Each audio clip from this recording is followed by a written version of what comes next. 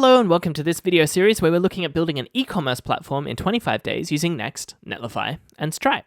So in this video, we're going to be entirely focusing on styling. And so if you're pretty comfortable with CSS or you're not interested in making your application look stylish, feel free to skip over this video. We won't be doing anything other than styling our application. So the way that I like to start with styling is to start from the outermost container and kind of work my way in. And so probably build this background and the general layout, then look at building this nav bar, and then look at building the actual card or whatever for each of these products.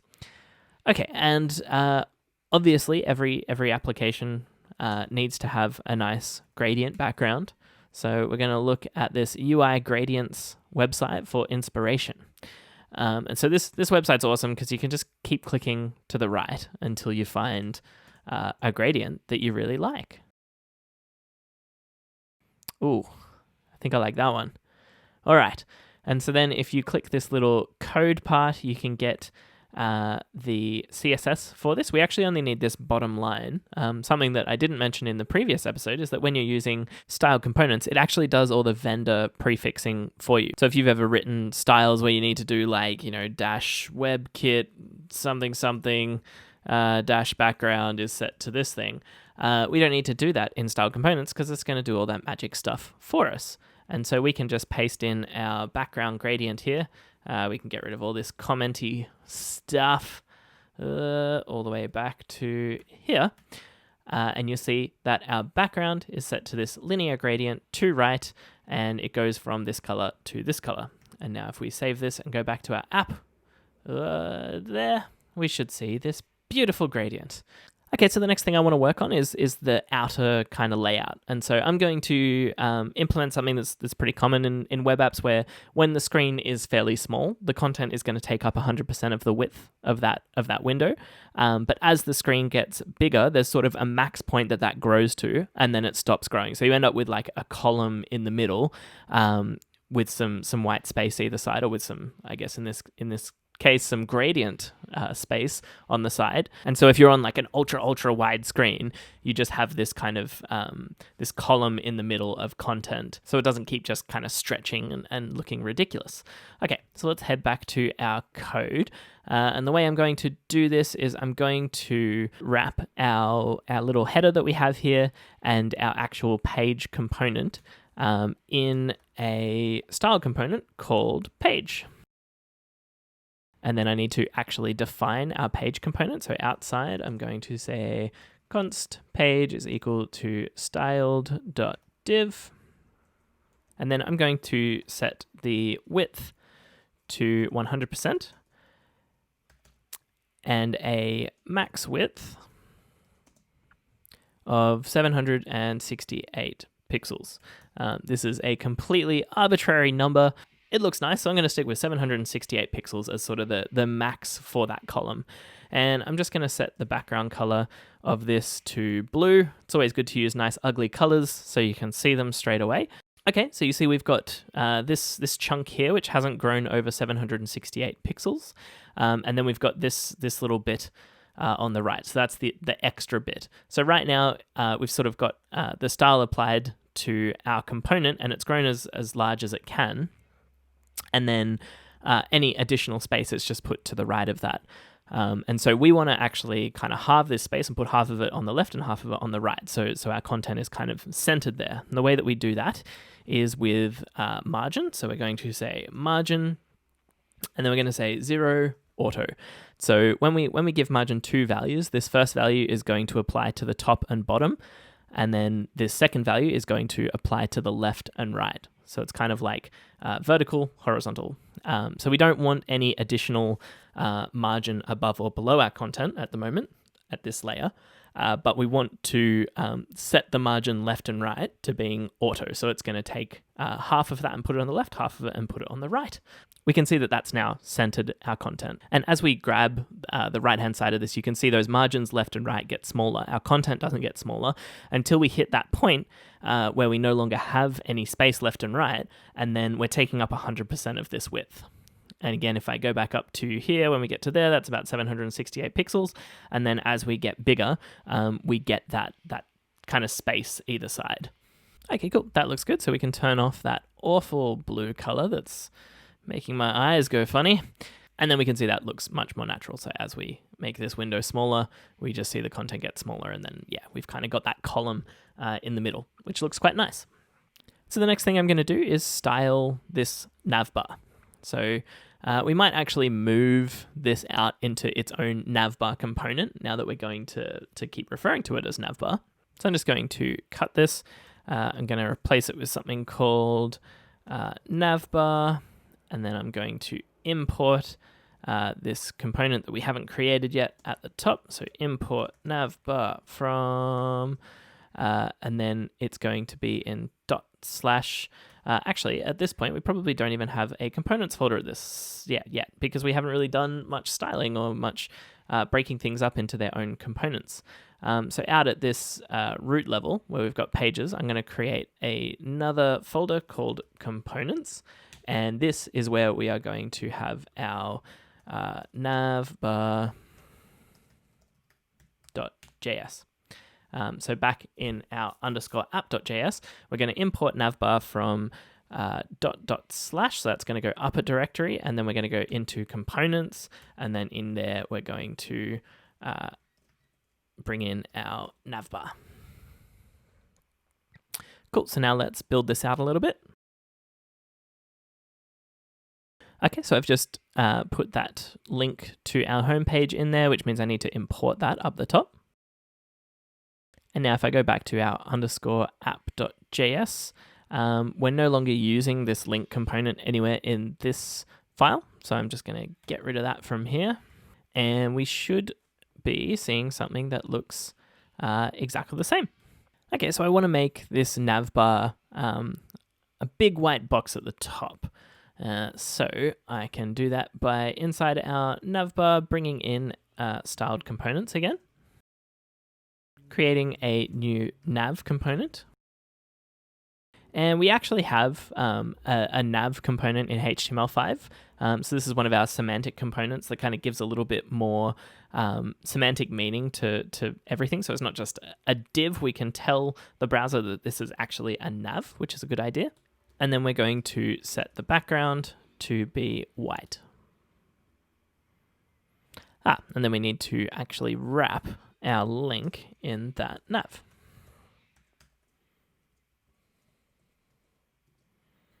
Okay, that's done what we asked, so it's made it white, but we want this to be 100% of the width. So we probably want to take it out of that column boundary that we added earlier. So if we go to the app.js, all we would need to do is move this page down so it's just wrapping our component rather than wrapping our navbar as well. Now if we go back, that's all the way across, which is good. And then going to give it a little bit of padding to make it look a little bit nicer, thicker. And I'm going to use rems here. So what rems are is each unit of a rem can be times by the base font size to get the pixel value, which might sound a little bit confusing, but our base font size with styled normalize is 16 pixels. So this is basically timesing 16 pixels by 2 for 2 rem. And so we're setting it to 32 pixels. But if we use rems everywhere, it means that we could change our base font size, and everything else on our page will sort of relatively scale to that. Okay, that's looking pretty good. We probably want the things within our navbar to still kind of abide by those same column rules. So we probably want it to be aligned with the rest of this stuff. So we can add that same rule into our navbar. So we can make it width 100%, max width 768, and margin 0 auto. So we'd want to put that on some kind of wrapper within our nav. So we could say nav container,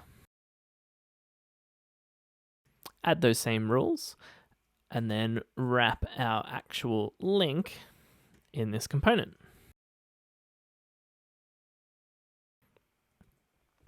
Okay, cool. And now that looks like it's lined up. And if we make our page smaller, it should stay lined up with everything else. At that point, we're kicking in the padding, but we're going to change the padding on these anyway.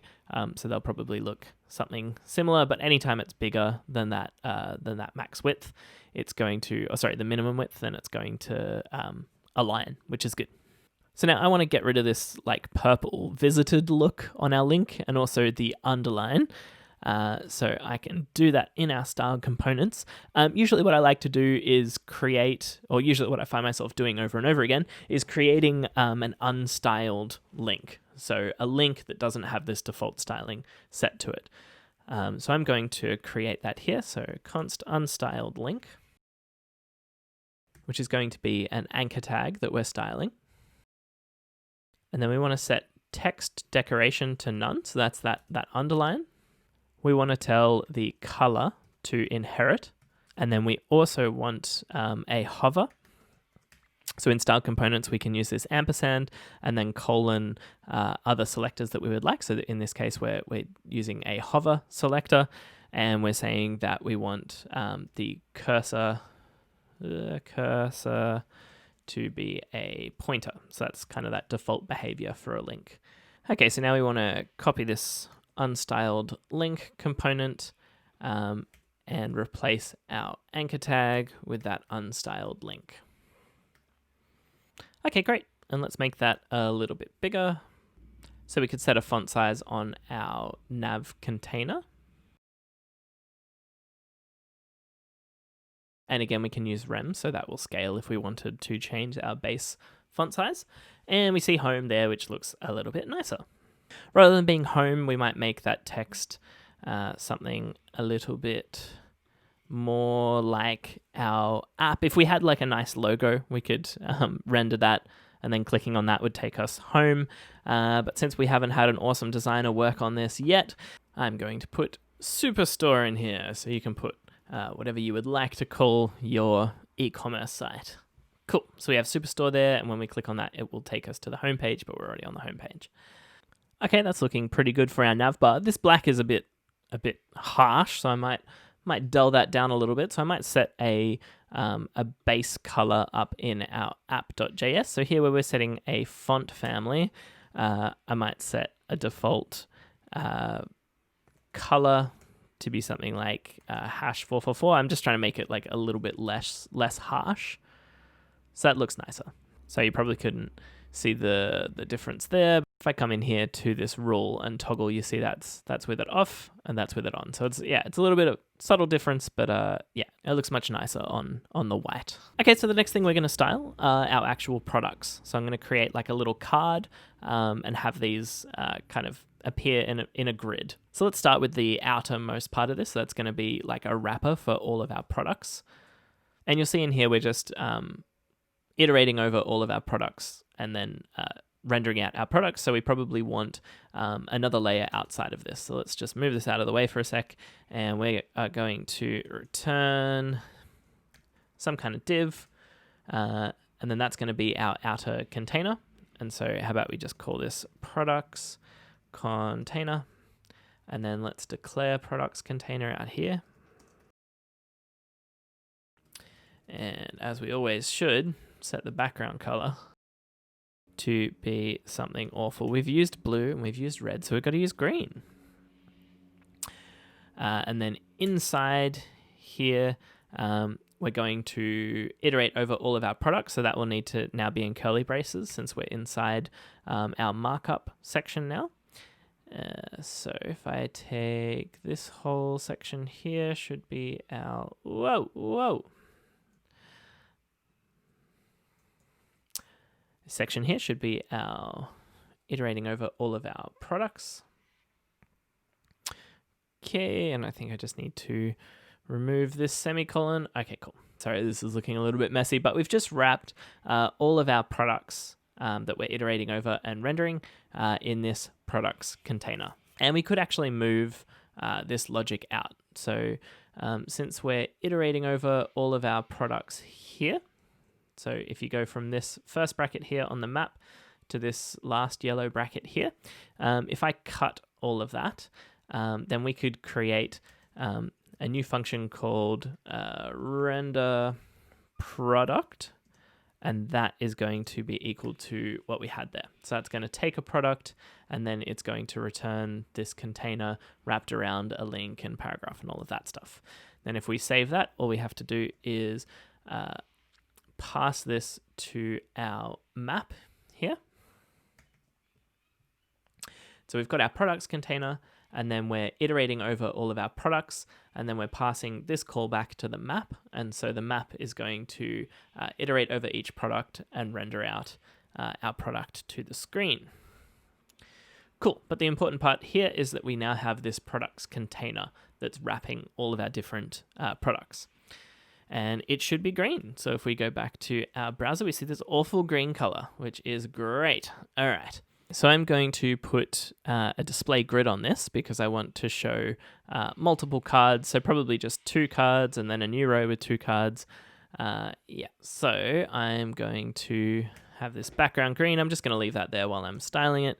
And then I'm going to say display grid. And then the way that we set up our different columns is we can say grid template columns. And then we can set this to 1FR, 1FR. So what this is going to do is it's going to give us one fraction of available space and another fraction of available space, which is basically just saying that all of the space for that entire wrapping component, so all of this bit that's green, we want to split that into 2 equal parts. So put 1 equal part here and 1 equal part here. And if I save that, we should see that 2-column layout happen straight away, which is very cool. And so that's probably all I need to do for that wrapping component. Now I want to style each individual card here. So let's turn off that awful green and make sure that's gone. Yep, cool. And then we want to style our actual product container. So we've already got a style component here, which isn't actually changing any styles, but in here, let's say display, background, and we'll cycle back through to red. Okay, cool, so that shows us that each of these products are sort of butted up against one another. So with grid, we can actually add a little bit of gap, so give it a little bit of space between each element. And we can do that by saying grid gap. And then we can set that to whatever we want the grid gap to be. So I'm going to start with 1 rem and see what that looks like. That looks good. It might be maybe just a little bit too much. So let's just go 0.5 rem. We just want a little bit of space. Cool. That's looking good. So now I want to set the background color of these products rather than being red. Let's set the background color to be white. And let's give them a little bit of padding. So padding, like margin, we can pass it multiple values. So we could say that we want the top and bottom to be 1 rem of padding, but we want the sides to be 2 rem. So then it'll apply 1 rem to the top, 1 rem to the bottom, and then 2 rem to the left and 2 rem to the right. Cool, that's looking a little bit nicer. We might put a little bit of space up here just so we can see that there's some difference between the header and those cards. So on this products container, I'm just going to add some margin. I might do top and bottom and just do another 0.5 rem, and then I'm just going to put 0 so it'll do no padding left and right. Okay, cool. That looks much better. So now I want to apply something similar to this link. So you see that it's got this underline and it's also got that purple color. And so I probably want to reuse that unstyled link. So since I have this declared within this file, but now I want to use it across 2 different files, this would probably be a good point to cut this out of here. And then inside components, I like to put a styled folder, just so I know these are only styled components. They're not regular components. And then in here, I'm going to say unstyled link.js, and I'm just going to paste this component and then export this as the default. So export default unstyled link. And that should be it. Oh yeah, because we're using styled here, obviously we need to import styled from styled components. So then in navbar, since we no longer have this unstyled link in this file, we need to import it from that file that we just created. So import unstyled link from, so this is going to be /styled because we're already inside the components folder. And then inside that styled folder is going to be our unstyled link. Cool, so that should be fine for this file. And then we need to use this unstyled link over in our index page. So we can import unstyled link from dot slash, because we're in pages at the moment. So we need to go into components, and then inside components, we need to go into the styled folder, and then inside there, we've got our unstyled link. So then if we replace our link here, oh, sorry, it's not the link component, it's our anchor tag. So if we replace our anchor tag with our unstyled link and our closing anchor tag with our unstyled link, we should be seeing something much nicer. Great, so that's looking really good. The other thing I want is I probably, rather than just being on the H1 here, so if we click the H1, we'll go to that particular page. But if we click anywhere else on the card, it's not going to go to that more info page. And so we probably want the whole card itself to be that link rather than just the H1. So we might need to refactor this a little bit. But really all we need to do is move this link and unstyled link up, and then move this link and unstyled link down. And when we fix our formatting, we'll see that that should now wrap our entire product. So if we go back, we should see that hand across the entire card. And so if we click anywhere on the card, it should go to that more detail section. So the next thing you might notice here is that our card, this one is a little bit shorter than this other one. So we might just want to put a minimum height on all of our cards that are going to kind of make them be all the same default height that we'd be expecting, and then they can continue to grow if they need to. So on our container that wraps all of our information within our card, we're just going to add a min height, and we'll make that, 200 pixels, and then see what that looks like. Okay, cool. That looks good. Awesome. So the last thing I wanted to do is just move this price here. So there's 260. Whoops. Firstly, I want to make it a lot bigger, and then maybe move it down into this bottom right section. So the browser is going to naturally flow each of our elements after each other. So if it's a block level element like this H1 and this paragraph tag, then whatever the next element is going to appear underneath it. And so you'll see that this is just naturally falling on at a different point in that card to this one because this line above wraps. So what we want to do is we want to take it out of the natural flow of this document and tell it exactly where we want it to be placed. So the way we do that is by using position absolute. And so on this price here, we're going to replace this p tag with a styled component called price. And then we're going to declare our styled component for price. And then we're going to make the position absolute. And so this is going to take it out of the natural flow of the document. And so if we have a look, it's still in that position at the moment. But if we tell it where we want it to draw, so let's say we want it to draw 0 pixels from the bottom and 0 pixels from the right. And so that's going to be the bottom right corner is where that's going to draw. You'll see that all of our prices jump down into the bottom right corner of our screen. And that's because we need to tell it which element it needs to be relative to. And so we want it to be relative to this bounding container. So all we need to do is on our actual container for our product, so that's this container up here, we need to put position relative. And that looks much better. So anytime we do position absolute, that's going to draw relative to its next relative parent. So if we have position relative on any other element that it is a child of, or a grandchild, or a grandchild of, then it's going to draw relative to that box. If there's no position relative on any element all the way up that chain, then it's going to draw relative to the window, which is what we saw when they were all drawing down in the bottom right. Okay, cool. So let's bump up the font size a little bit on that price. Maybe even a little bit more than that. So let's go to 2.5 rem. Okay, that's looking good. So we want it to draw maybe with a little bit of a margin there. So we want a little bit more space at the bottom and a little bit more space on the right.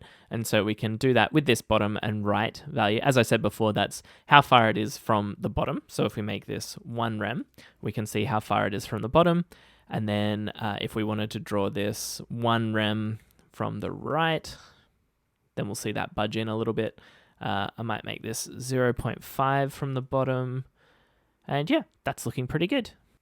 And just for a little bit of a nice touch, we might make it scale up slightly if we're hovering over that container. So back on the product container, if we said and hover, so when we're hovering over this, what do we want to do?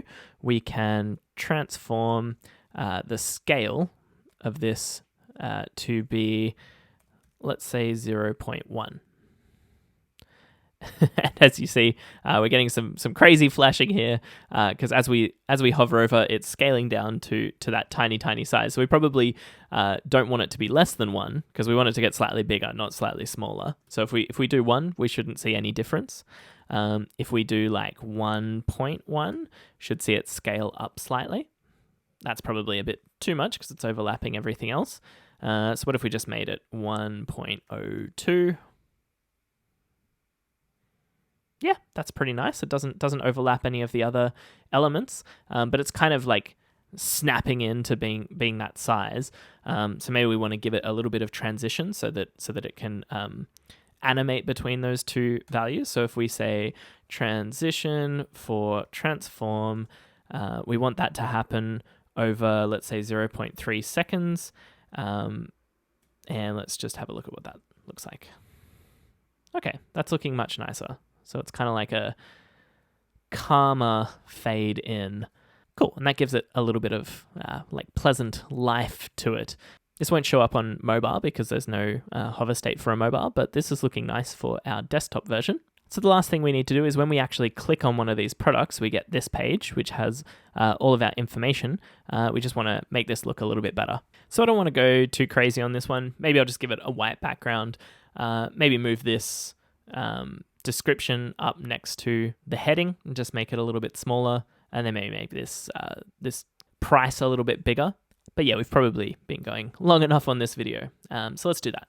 So this is all going to be inside our product.js file, and so let's create a container for this outer div. We're going to need to import styled from styled components and then create our container.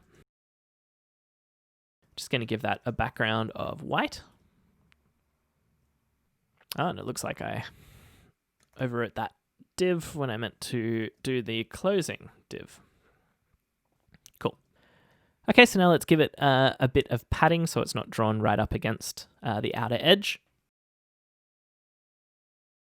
Cool, and maybe I want that same amount of space just above with a little bit of a gap so we can still see that gradient and kind of separate it from the nav again.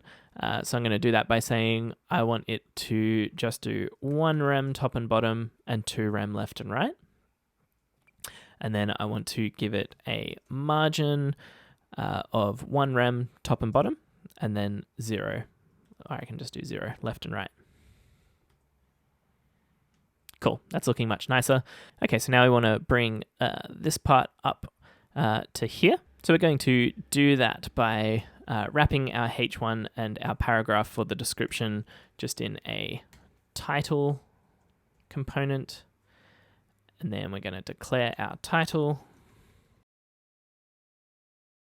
And then we're going to say display flex. So this is going to make them go up side by side. And then this is drawn up here, which looks very weird. So we're going to use align items to make it align at the bottom. So just quickly, when you do display flex, it gives you access to align items and justify content. So align items is the kind of horizontal positioning, and then justify content. Oh, sorry, that's the vertical positioning, and then justify content is the horizontal positioning. So if I wanted to draw this at the end down here, I would put justify content on that and put flex end. And that's going to push all of this stuff to the end of our flexbox. Okay, cool. So that looks good, but it probably needs to, this part needs to be a little bit higher up and maybe a little bit to the right as well. So maybe we'll wrap just our paragraph here. Maybe we'll make this, instead of a paragraph, make it a subtitle. and then declare a subtitle component. And I'm going to give it a padding of 1 rem. And it's drawn a little bit too high, so maybe I'm going to say top and bottom we want to be 0.75 rem, and left and right we want to be 1 rem. Yeah, that's looking much better. This is a little bit hacky, what we're doing here. I'm going to say 0.75 just because I want it to draw a little bit closer. Maybe 0.5. I want it a lot closer. Okay, cool. And I'm just going to dull the color of this a little bit just so it looks like a subheading next to this big part. Okay, cool. That looks good. So if we had some more time, I'd probably fiddle with the spacing between these things. But for now, I'm just going to make this 260 a little bit bigger and give it a background. So again, we're going to wrap that in a price component and then declare that.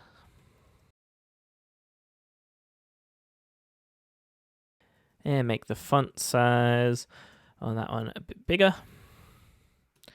And maybe give it a background of red just to make it look awful. And yeah, this is taking up the full width of that. So we could make this just a span instead of a paragraph. Cool. And then give it a little bit of padding. Maybe just 0.5 rem. And maybe 0.75 rem left and right, and just 0.25 rem top and bottom. And maybe just a little bit more. Let's go 1 rem left and right. And then we're going to give this some border radius. So this gives the corners a little bit of rounding. So we're just going to do 5 pixels of border radius. And that looks a little bit kinder. And then the last thing we're going to do is we're going to find whatever color this nice blue is over here. So in Firefox DevTools, you can use this little color picker and say something around there, I reckon. And then we can set that as the background color instead of red. Okay, cool. And I might just make the color of this one white. And maybe make it a bit more bold. So set the font weight to 800. Okay, so now I'm just going to add a little bit of margin to push this text down. So I'm going to say margin bottom to just apply it to the bottom. And then that doesn't look like it's done anything, and that's because it's a span. So by default, that is an inline element, whereas we need it to be an inline block element. Okay, great. That looks way, way, way better. I mean, we could obviously spend days and days and days tweaking this. We could also, get a professional designer to actually tell us what would look nice. But this looks much better than our unstyled HTML, and so I'm happy with that. And looking at this landing page, that looks much better. Look at those bubbly little things. Oh man, that's such a nice little scaling transition. Okay, cool. In the next video, we're going to look at actually building a shopping cart so we can start queuing up our items that we want to buy. Awesome. I'll see you there.